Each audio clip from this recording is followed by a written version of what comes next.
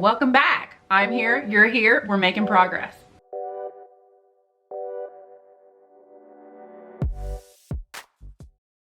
Hey guys, it's your Linda Scales, the like-hearted mentor. I have the gift of cultivating influential people by meeting you where you are in life and business. And we are back for another week of making better habits in order to change our lives for the better. Yeah, this week sucked. I'm gonna give it to you straight at all times. Guys, this was like the hardest week ever. And it played right into Atomic Habits, the next chapter that we were discussing.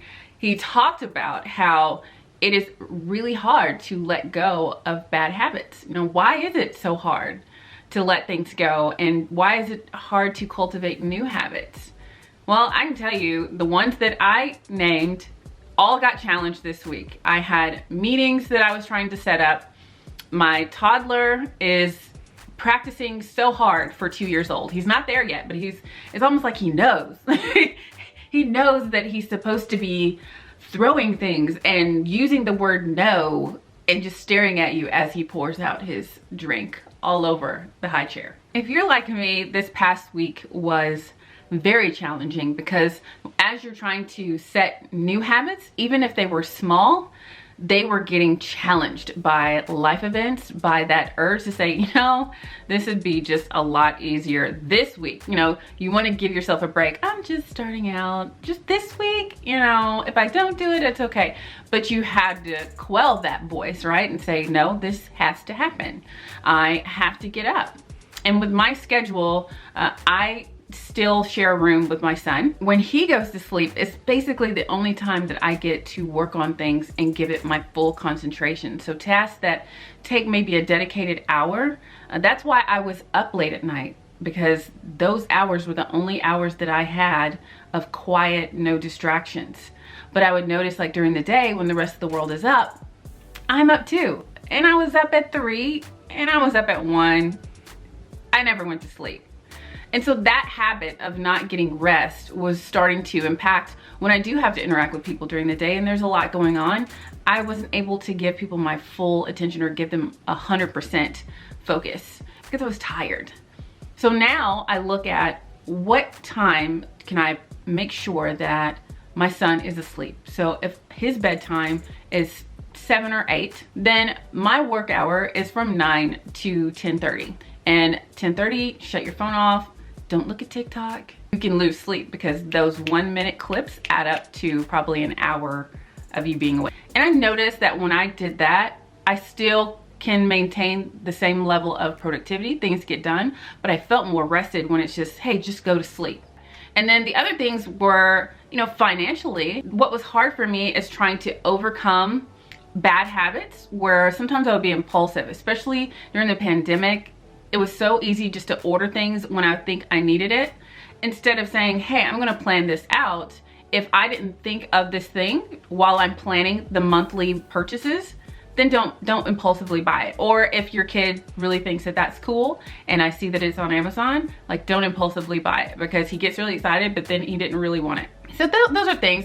And more on the financial side, you know, little habits do add up, especially financial habits. So that is something I really want to turn around in the next year. All of this going back to this construct that James Clear had about how we identify habits or how we identify making changes. And he said that there was 3 levels, and we'll go into that. So as you can see from the construct, the identity-based changes that we want to do. So instead of saying, I want to save $30,000 in the next year. You know, there are SMART goals. You've heard of SMART goals, keeping it simple. But at the same time, you want to become that person who is known for being fiscally responsible. It is who you want to be, not what you want to do. If you want to lose weight, my mindset cannot be, I want to lose 10 pounds. Because after you've reached that threshold, what immediately happens? I can have that cupcake. But if you want to be that person who is known to be an athlete or a runner, this is a habit that you're gonna have the rest of your life. So it's not that you are gonna be restricting yourself forever. Your habits end up creating your new identity. Within your new identity, you don't really desire to eat a lot of sugar and carbs all the time. I love to eat whatever I want. So the challenge for me is I want to be known as an athlete, because my entire identity growing up, I was an athlete.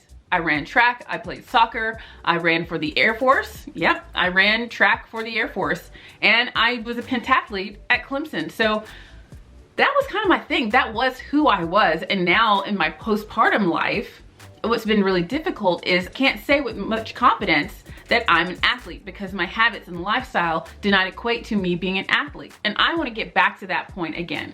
So what do I have to do so that when people talk about me regarding fitness, like, oh, she's an athlete, you don't have to ask me. You know from the way that I live my life that I am a motivational speaker, that I'm a teacher, that I am a mother that loves to do forts, and like, I'm a boy mom. Like, you would know from the way that I live my life who I am. And that's the goal that I want to get us to. Whatever you do in your life, I want to be able to say, oh, this person, that's a chef right there. Or she's a painter. Yeah. She's really fiscally responsible. It should be something that comes naturally, that doesn't feel like you're telling a fib, like, oh really? Are you sure? Now, let's get into a little bit of the science behind the feedback loop of why we have these habits and how we can actually create solutions to them. James introduced this 4-step process to why we have a habit, and there's science behind it too, but there's a 4-step process called cue, craving, response, and reward. And he gives many examples, but I looked at, my military life. Now, we're being very transparent here, right? When I was in the military, I probably consumed more alcohol than I ever would have in my entire life had I not been in the military. And if you're looking at a cue is something either in your internally or externally in your environment that is setting off this habit. So let's look at Fridays.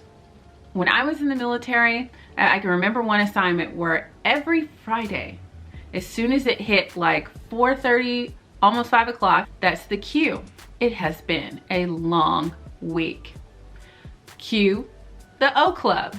What do? You go in the O Club. The O Club has what? A bar. What do you crave? It's not the alcohol that you crave. You crave the togetherness. You crave the camaraderie, because your buds are there at the O Club, and you crave the relaxation, the relief from the stress that you've had all week. What is the response? Dude, you want a beer? Yeah, thank you, that would be great. The reward is that bad habit, that beer. And that multiplied by every Friday at the O Club. You see where I'm going? All right. You have these responses that are the bad habits. Those are the bad habits. The grabbing the beer, the biting your nails, the stress eating. And you have to kind of look at where the cue is. And you start with that cue. And once you recognize that that's there, you can start changing the response and changing the habit, or eliminating that bad habit altogether. Maybe the O Club is not the best place for the end of the day. So if it's the end of the day and you're that guy or that gal who's gonna get a little rowdy, maybe your response is just, you know what, it's been a long week. I think I'll go home and just, have a hot shower and have some hot tea. I don't know. I mean, I can't tell you how I ended up getting out of that loop. I know that it took moving to a different assignment to get out of the loop where the norm was different. And that was very interesting, because even though it was the military, each base, each organization had different loops. They had different habits, they had different traditions. So sometimes it is just the environment that you're in and changing the environment. He goes through the steps of making a good habit. So instituting a new good habit, there are steps to do that. So cue, craving, response, reward. Make it obvious, make it attractive, make it easy, make it satisfying. So with anything that you want to do, whether it is you want to become an athlete, make it obvious. If it's something that involves going a long way, sometimes it's hard to travel to the gym. You make it obvious by bringing something that can help you work out closer to you. What I did was I just took some gym equipment and put it in my office. So even if I can't make it downstairs to the treadmill, I have no choice. But I want it to be easy. I'm not gonna make this something that is a 1 hour workout. I've been telling myself, whether you are up at 4 o'clock in the morning and you're at your bedside, your son is sleeping, and you're just doing some deep breathing exercises, that counts. 3 minutes, 5 minutes, that counts, because you got up, you did it, it was easy. For me, it's attractive because I want to be an athlete again. Whatever that means for you to make it attractive, and then make it satisfying. Do you get a reward at the end? Yeah, maybe it's a delicious smoothie. Whatever it is that makes that feedback loop, like, oh my gosh, I gotta do that again. Maybe it's a fun workout, and switch it up. You don't have to do the same thing every day as long as you do something. I talked about in previous video that my brain is neurodivergent. What does that mean? I don't think my brain does not process information the same way as someone neurotypical. If you tell them something, 5 minutes later, a neurotypical person would remember what you said. I will not remember what you said unless you write it down. I have to see it. I'm very much an out of sight, out of mind person, and that has its challenges. Admittedly, it drives some people in my house crazy. But if there's something that I don't need in my life, maybe it is you want to start a sober journey, or maybe you want to make sure that you aren't shoveling tons of sugar. What is the first thing you see on those life-changing shows? They get rid of it. They make it inaccessible. So if it's not there, you don't have that as an option, and so you're going to search for a better option to satisfy your craving. If you're looking at changing your life from a digital standpoint, take those apps off your phone, or put a block on your phone to where they won't open except for certain hours. You can do that. Set a schedule where you look at your finances every day. So if you want to become more fiscally responsible, you have to get into the habit of looking at your finances. So first thing in the morning, open up all of your bank accounts, any of your debt, and look at it. You're less likely to spend a whole bunch of money if you know that you only have $500, for example. Those are the ways that you put it in front of you if you want to institute a good habit, or get rid of it if you want that bad habit to go away. Sometimes it's that simple. So that's the homework for this week. Look at the ways that you can take those bad habits and make them unattractive and difficult to do. Look at the good habits, stay consistent with them. But then if you haven't thought of how to make it rewarding, how do you make those things rewarding? Or what have you been doing this last week that has helped you to be consistent with those new good habits? I'd love to hear your ideas. I'd love to hear how you're doing.